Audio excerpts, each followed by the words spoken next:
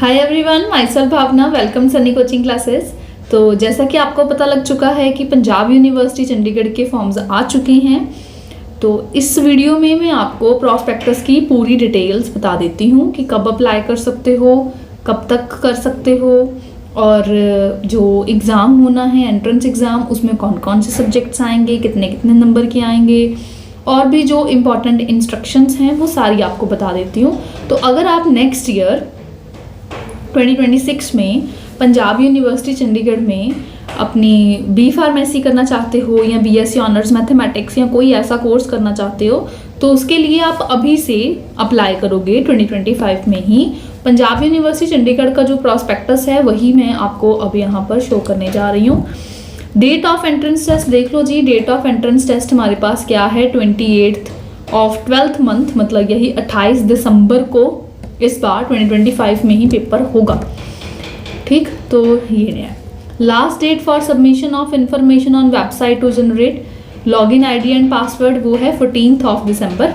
अब कितनी फीस लगेगी, बच्चों को डाउट होता है कि अगर हमने इसमें अप्लाई करना है तो भाई फीस हमें कितनी कितनी देनी पड़ेगी, एक बार पता लग जाए। तो CET जो एंट्रेंस एग्ज़ाम है वो आपको देना पड़ेगा, और उसके लिए जो फीस है वो नॉन रिफंडेबल है, एक बार सबमिट होगी तो होगी, नॉन ट्रांसफरेबल है। और कितनी है, जनरल कैटेगरी के लिए लिखी हुई है 2850 रुपीज़ की। SC या ST या PWD की कैटेगरी के जो बच्चे आते हैं उनके लिए है 1425 रुपीज़। और अगर आपने एडिशनल पेपर लेना है बायोलॉजी या मैथ्स में से, मतलब कोई सिलेक्ट करना है, तो फिर 570 रुपीज़ उसके अलग लगेंगे।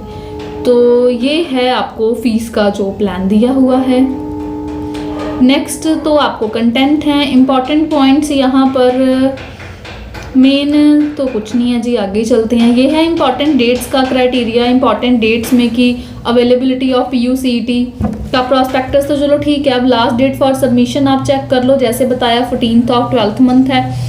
Last date for deposition of fees आपके पास 16th ऑफ 12th मंथ है, यही 2025 में ही है, ये ध्यान दो। एडमिट कार्ड कब आएगा? एडमिट कार्ड क्या चीज़ होती है जो दिखा के आपको एंट्रेंस एग्जाम में जाने देंगे। मतलब जब आपने एंट्रेंस टेस्ट देने जाना है तो कोई ना कोई चीज़ ऐसी होगी ना जो आप लेके जाओगे, फिर आपकी एंट्री होगी, तो वो एडमिट कार्ड है। और साथ में ओरिजिनल ID प्रूफ भी आपको लेके जाना होता है। और पेपर में क्या क्या लेके जाना है उसकी इंस्ट्रक्शंस आपको एडमिट कार्ड के ऊपर लिखी हुई होंगी। ठीक, एडमिट कार्ड कब आएगा? 23rd ऑफ 12th मंथ को, मतलब यही 23 दिसंबर को आ जाएगा। फिर हम आ जाते हैं कि जो हमारा पेपर है जी वो कब होगा। Date and time of entrance test कब होना है पेपर? 28 ऑफ 12th मंथ 2025 को ये पेपर आपका होगा। पेपर 1 है मैथ्स, जो कि 9 बजे से लेके 10:10 तक होगा। सेकंड पेपर केमिस्ट्री का है जो 10:40 to 11:50 AM है टाइमिंग उसकी। पेपर 3 फिजिक्स है जो 12:20 to 1:30 PM होगा। पेपर 4 बायोलॉजी है 2:20 to 3:30 PM होगा। अब जो भी आपने सिलेक्ट करे होंगे, जैसे आपने फिजिक्स केमिस्ट्री बायो सेलेक्ट किया, या फिजिक्स केमिस्ट्री मैथ सेलेक्ट किया, या physics chemistry maths bio select किया है, तो उस हिसाब से ये टाइमिंग्स होंगी। ठीक है जी। अब जो सिटी है, कहाँ पर पेपर होगा, बहुत बच्चों को इस चीज़ में भी क्वेरी होती है कि पेपर होगा कहाँ, एक बार पता लग जाए। तो चंडीगढ़, लुधियाना, मुक्तसर, होशियारपुर, ये 4 सेंटर हैं जहाँ पर आपका पेपर लिया जाएगा। आंसर की ऑफिशियल वेबसाइट के ऊपर आ जाएगी 28th ऑफ 12th मंथ को। और फिर जो भी ऑब्जेक्शंस वगैरह हैं वो सबमिट करोगे 30th ऑफ 12th मंथ को। बस फिर उसके बाद तो कुछ खास नहीं है। डिक्लेरेशन ऑफ रिजल्ट देख लो जी कब आएगा, 3rd ऑफ 4th मंथ 2026, मतलब कि जो रिजल्ट है वो तो अगले साल ही आएगा, 3 अप्रैल को आ सकता है। बाकी पेपर आपको भी देना है, अप्लाई आपने दिस ईयर ही करना है, ध्यान रखना। अब कुछ इंपॉर्टेंट इन्फॉर्मेशन, अगर आपने एंट्रेंस टेस्ट देने जाना है तो आपको कुछ ऐसी चीज़ें जिसके बारे में पता होना चाहिए। तो जो बच्चे अभी +2 में हैं या जो बच्चे +2 कर चुके हैं, वो दोनों ही इसमें अप्लाई कर सकते हैं। मतलब अगर आपको ना कि अभी हमारे बोर्ड्स के पेपर नहीं हुए, हमने बोर्ड्स के पेपर तो 2026 में देने हैं, तो फिर अभी हम एंट्रेंस टेस्ट क्या दे सकते हैं? तो हाँ जी, दे सकते हो, क्योंकि रिजल्ट आपके बोर्ड्स का भी बाद में आना है और इस एंट्रेंस का भी बाद में आना है। अगर आप वो दोनों क्लियर करोगे फिर ही एडमिशन होगी ना, तो वो चीज़ तो चलो है ही है। who have passed और appeared in the 10+2 एग्जामिनेशन, वो इसमें अप्लाई कर सकते हैं, वो एलिजिबल हैं इस एंट्रेंस टेस्ट के लिए। ठीक है, एंट्रेंस टेस्ट के लिए वो एलिजिबल है।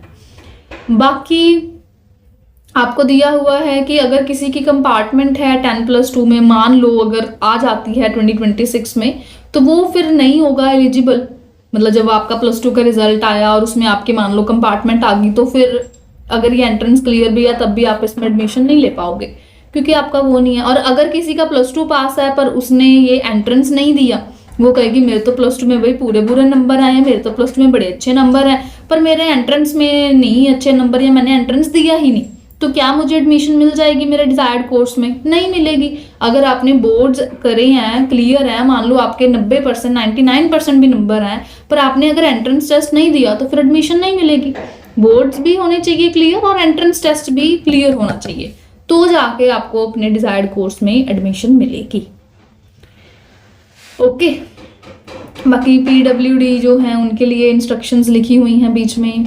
स्पोर्ट्स कैटेगरी वाले जो हैं वो अपना जो फॉलो करें, उनकी जो अलग गाइडलाइंस हैं इनके ऊपर दी हुई, उसको चेक करें जरूर। एडमिशन फॉर्म कब अवेलेबल हो जाएगा, कहाँ होगा? ऑफिशियल वेबसाइट उन्होंने दी हुई है कि इसके ऊपर होगा जब रिजल्ट आ जाएगा ना इस एंट्रेंस टेस्ट का, उसके बाद फिर एडमिशन के बारे में वेबसाइट के ऊपर ही आपको गाइड किया जाएगा। ऑफिशियल वेबसाइट आप जरूर ध्यान में रखो। अब आ जाता है कि एलिजिबिलिटी कंडीशंस कौन कौन सी हैं बी फार्मेसी के लिए और BSc ऑनर्स अगर आपने किसी सब्जेक्ट में करना है उसके लिए। तो पहले तो CET UG पेपर है, एंट्रेंस टेस्ट है जो आपको देना पड़ेगा। अब बी फार्मेसी मान लो आपने करनी है, तो आपकी एलिजिबिलिटी क्या होनी चाहिए, मतलब कौन कौन से बच्चे हैं जो बी फार्मेसी में अप्लाई कर सकते हैं। जिन बच्चों के +2 में कम से कम 50% मार्क्स आएंगे वो बच्चे इसमें अप्लाई कर सकते हैं। और बच्चों ने +2 क्लास में अपना पढ़ा होना चाहिए, क्या इंग्लिश पढ़ी होनी चाहिए, फिजिक्स केमिस्ट्री पढ़ा हो, साथ में बायो पढ़ा है या मैथ पढ़ा है या बायोटेक पढ़ा है, तो आप इसमें अप्लाई कर सकते हो। वही मेडिकल या नॉन मेडिकल वाले जनरल कहूँ तो अप्लाई कर सकते हैं। सीट्स कितनी हैं? बी फार्मेसी की ओपन में 46 सीट्स हैं और NRI में 6 सीट्स हैं, फॉरेन नेशनल्स की 12 सीट्स हैं। कॉम्बिनेशन ऑफ सब्जेक्ट क्या होगा? जब आप एंट्रेंस टेस्ट दोगे तो फिर आपको कौन कौन से सब्जेक्ट्स में से पेपर आएगा? तो आपको फिजिक्स केमिस्ट्री बायो अगर आपने वो अप्लाई किया है, या फिजिक्स केमिस्ट्री मैथ्स अगर आपने वो अप्लाई किया है। वही मेडिकल स्टूडेंट्स को मतलब PCB आ गया, नॉन मेडिकल वालों को PCM आ गया। क्लियर? तो मतलब मेडिकल और नॉन मेडिकल दोनों स्ट्रीम्स के बच्चे बी फार्मेसी कर सकते हैं। कई बच्चों को डाउट होता है कि हमने तो नॉन मेडिकल पढ़ा है, तो क्या हम बी फार्मेसी कर सकते हैं? कर सकते हो, ये एलिजिबिलिटी लिखी हुई है, अगर आप इसको फुलफिल करते हो तो कर लो। ऐसे ही अगर आप BSc ऑनर्स बॉटनी करना चाहते हो या फिर जोलॉजी करना चाहते हो, तो फिर आपके 10+2 में 50% मार्क्स हो, आपने physics chemistry bio and English पढ़ा होना चाहिए। सीट्स लिखी हुई हैं कि 20 सीट्स हैं बॉटनी की, जोलॉजी की 25 सीट्स हैं। पेपर में आपको फिजिक्स केमिस्ट्री बायो ही आएगा एंट्रेंस टेस्ट में। ऐसे ही अगर आप BSc ऑनर्स एंथ्रोपोलॉजी या केमिस्ट्री या जियोलॉजी या फिजिक्स स्पेशलाइजेशन इन इलेक्ट्रॉनिक्स या बायोकेमिस्ट्री या माइक्रोबायोलॉजी या बायोटेक्नोलॉजी बायोफिजिक्स करना चाहते हो, तो आपके 10+2 में एटलीस्ट 50% मार्क्स होने चाहिए। उसमें आपने इंग्लिश फिजिक्स केमिस्ट्री पढ़ा हो, मैथ्स या बायोलॉजी में से अगर कोई चीज़ पढ़ी है तो आप अप्लाई कर सकते हो। बस अब सीट्स सबकी दी हुई हैं, आप देख सकते हो कितनी थोड़ी थोड़ी सीट्स हैं। मतलब बहुत ज़्यादा सीट्स नहीं है कि आपको कि हाँ हम अप्लाई करेंगे एंट्रेंसेस देंगे तो हमें एडमिशन मिल ही जाएगी, ऐसा नहीं है। सीट्स लिमिटेड होने की वजह से ना कंपटीशन बहुत ज़्यादा हो जाता है। देखो यहाँ पर जो पहली उन्होंने कॉलम बनाया हुआ है ओपन सीट्स का, मैं आपको वो बता रही हूँ। एंथ्रोपोलॉजी में सिर्फ 30 हैं, एंथ्रोपोलॉजी में सिर्फ 30 हैं, केमिस्ट्री में 58, जियोलॉजी में 30, फिजिक्स में 40, फिजिक्स स्पेशलाइजेशन इन इलेक्ट्रॉनिक्स में 20, बायोकेमिस्ट्री में 25, माइक्रोबायोलॉजी में 30, बायोटेक में 15 और बायोफिजिक्स में 25। इतनी सीट्स हैं। अब एंट्रेंस टेस्ट में क्या आएगा? वही फिजिक्स केमिस्ट्री बायो आ जाएगा या फिजिक्स केमिस्ट्री मैथ्स आ जाएगा, जिसमें आप अप्लाई करोगे उसी हिसाब से फिर एंट्रेंस टेस्ट में भी आएगा। अगर आप BSc ऑनर्स इन मैथमेटिक्स करना चाहते हो, इस कोर्स की काफ़ी डिमांड होती है, कंपटीशन भी इसमें थोड़ा ज़्यादा होता है, तो इसमें 10+2 में आपके एटलीस्ट 50% मार्क्स होने चाहिए। मैथ्स आपने जरूर +2 में एज अ मेन सब्जेक्ट पढ़ा होना चाहिए, तो ही अप्लाई कर सकते हो। 30 यहाँ पर टोटल सीट्स हैं जी ओपन की, और पेपर में क्या आएगा? सिर्फ मैथ्स आएगा। बच्चों को डाउट होता है कि अगर हमने बीएससी ऑनर्स मैथमेटिक्स करना है तो क्या हमें पेपर में फिजिक्स केमिस्ट्री मैथ्स आएगा या सिर्फ मैथ्स आएगा। अगर आप बीएससी ऑनर्स मैथमेटिक्स में अप्लाई करते हो तो एंट्रेंस टेस्ट में सिर्फ मैथमेटिक्स ही आएगा, फिजिक्स केमिस्ट्री नहीं आएगा। पर हम ये आपको सजेस्ट करते हैं कि आप फिजिक्स केमिस्ट्री मैथ्स के साथ अप्लाई करना। उसका बेनिफिट ये है कि आप इस कोर्स में तो एलिजिबल हो ही जाओगे, मान लो आप क्लियर करते हो। साथ में इन केस अगर आपके मार्क्स थोड़े से आगे पीछे होते हैं तो आप जिन जिन कोर्सेज में फिजिक्स केमिस्ट्री मैथ्स वाले बच्चे अप्लाई कर सकते हैं, जिन जिन कोर्सेज में, आप उसके लिए भी एलिजिबल हो जाओगे। मान लो आपने फिजिक्स केमिस्ट्री मैथ्स दिया और मैथ्स में आपको सीट नहीं मिल रही बीएससी ऑनर्स मैथमेटिक्स में, ये जो बाकी के कोर्सेज हैं जिसमें भी मैथमेटिक्स वाला आ गया, ये वाले कोर्सेज हो गए, या ऊपर जैसे बी फार्मेसी का आया उसमें भी पीसीएमबी वाले कर सकते हैं, तो आप इन कोर्सेज में भी कंसिडर कर सकते हो इनकेस आपका मन बन जाता है तो। ऐसे मैथमेटिक्स एंड कंप्यूटिंग भी आप कर सकते हो। इसमें 10+2 में एटलीस्ट आपके 50% मार्क्स होने चाहिए। 15 सीट्स हैं, इसमें भी एंट्रेंस में मैथ्स ही आएगा। क्लियर हो गया जी आपको कि कितनी कितनी सीट्स हैं, कैसे कैसे आपको डिस्ट्रीब्यूशन है सारा।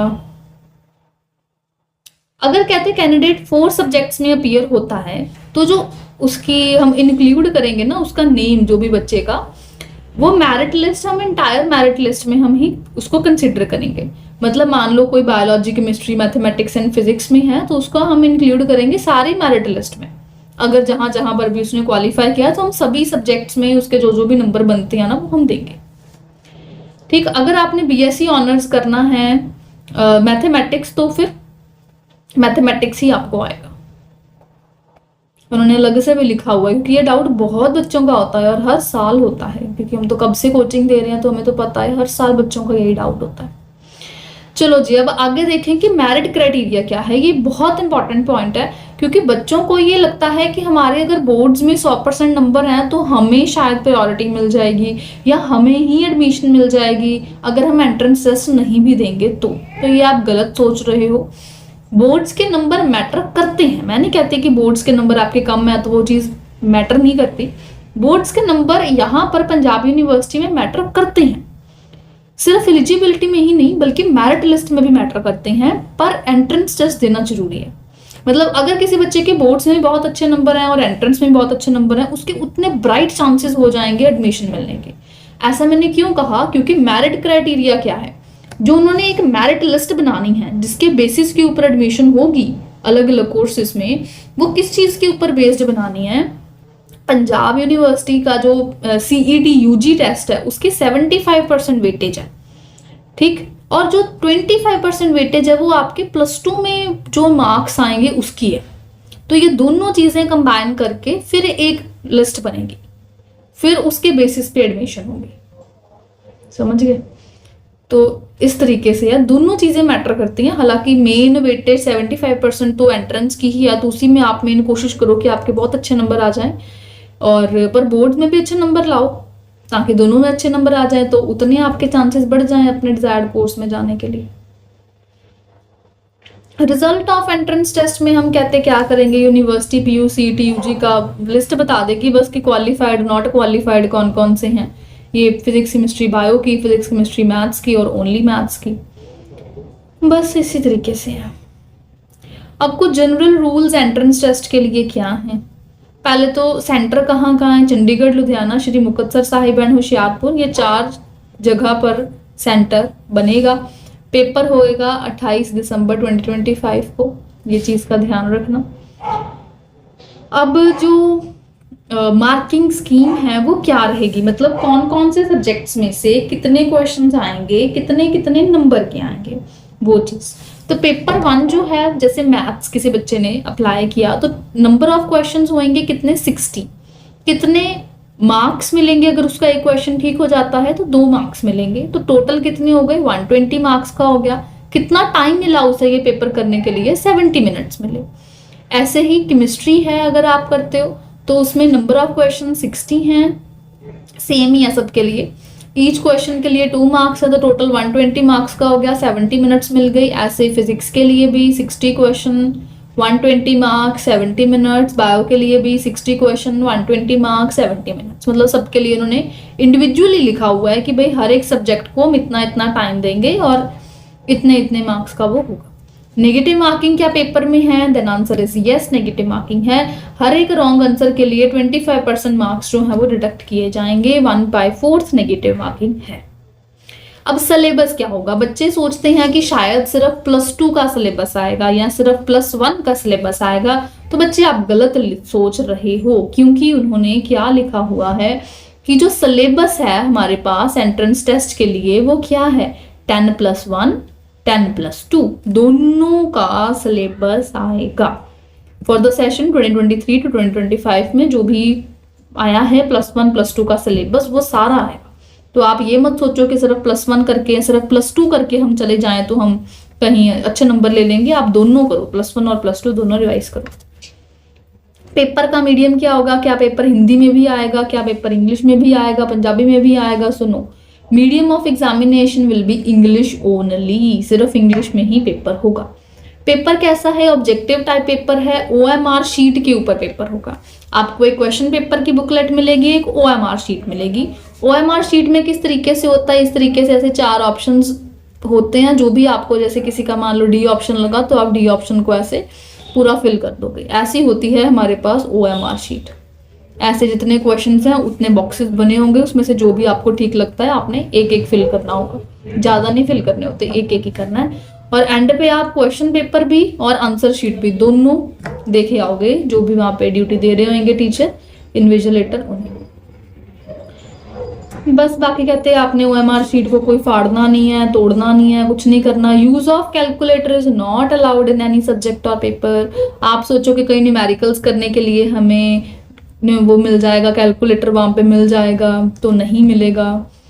University will provide log table. Log table जो है वो आपको वो खुद दे देंगे। आप खुद से नहीं लेके जा सकते आपको कि मैं अपना ही लॉग टेबल घर से ही ले जाऊं, तो वो नहीं है, वो खुद दे देंगे। पर कैलकुलेटर तो अलाउड ही नहीं है, ना आप उन्होंने देना है ना आपने लेके जाना। जो भी क्वेश्चन बुकलेट में उन्होंने कहते हैं हमने दी होगी ना स्पेस रफ वर्क के लिए, वहीं आपने करना है रफ वर्क, और कहीं नहीं करना। OMR शीट के ऊपर तो बिल्कुल भी आपने गंद नहीं डालना, कुछ नहीं उसके ऊपर आपने एक्स्ट्रा करना। कुछ भी बाकी आपने वो मोबाइल फोन या वायरलेस कोई सेट या हेडफोन या कुछ भी ऐसा आपको अंदर एंट्रेंस टेस्ट में नहीं लेके जाने दिया जाएगा। आपने कुछ भी ऐसा नहीं लेके जाना। OMR शीट जो कहते हैं हमने दी है उसी के ऊपर ही करना है। बाकी नेगेटिव मार्किंग 1/4 की है, इस चीज़ का आप ध्यान रख सकते हो।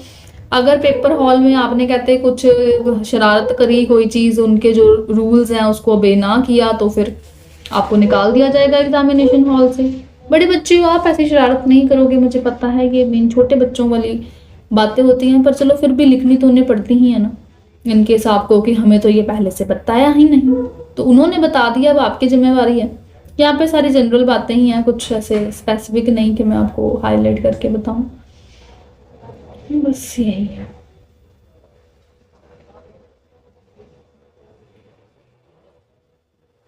यही है। इसके बाद जनरल या रिजर्व्ड वाले कैटेगरी के जो हैं उनके लिए सीट्स का रिजर्वेशन किस तरीके से है वो बताया हुआ है, आप देख सकते हो।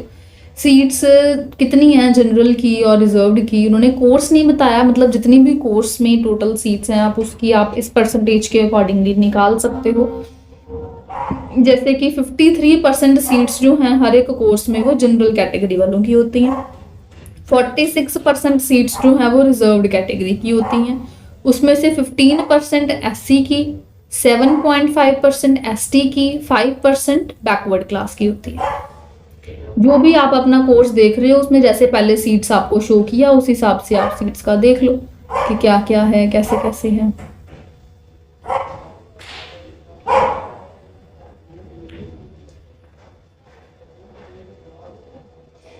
बस बाकी आगे स्पेसिमन दिए हुए हैं, जो जो भी आप जिसमें भी आते हो, मतलब आप वो देख सकते हो। कैटेगरी वाइज दिए हुए हैं ना, SC का, बैकवर्ड क्लास का, तो आप जिस चीज़ में भी आते हो वो है। बाकी जनरल इंस्ट्रक्शंस दिए हुए हैं OMR शीट के, जैसे मैंने बताया ABCD 4 ऑप्शन है, जो भी आपको ठीक लगता है आपने उसको पूरा फिल कर लेना है अच्छे तरीके से। फीस, मान लो आपका पेपर क्लियर हो जाता है, अच्छा ही सोचो, अब आप एडमिशन लेने जा रहे हो, है ना, जो भी उनके स्टेप्स थे इन बिटवीन वो आपने फिल कर लिए, क्योंकि पेपर होने के बाद, रिजल्ट आने के बाद भी ऑनलाइन पहले फॉर्म्स वगैरह सबमिट करने पड़ते हैं, फिर ये एडमिशन वाला दिन आता है। एडमिशन डे पे कितनी कितनी फीस जो है वो आपने देनी है, वो कोर्सेज के अकॉर्डिंग लिखी हुई है, वो आप देख सकते हो। फर्स्ट इंस्टॉलमेंट जो at the time of admission है और second instalment in the month of November है। इंडियन जो बच्चे हैं उनके लिए ये लिखे हुए हैं, ये कोर्सेज मेंशन्ड हैं और ये वाली फीस है, तो आप देख सकते हो अपने डिजायर्ड कोर्स के लिए कितनी है। दूसरी साइड में एनआरआई वालों की है।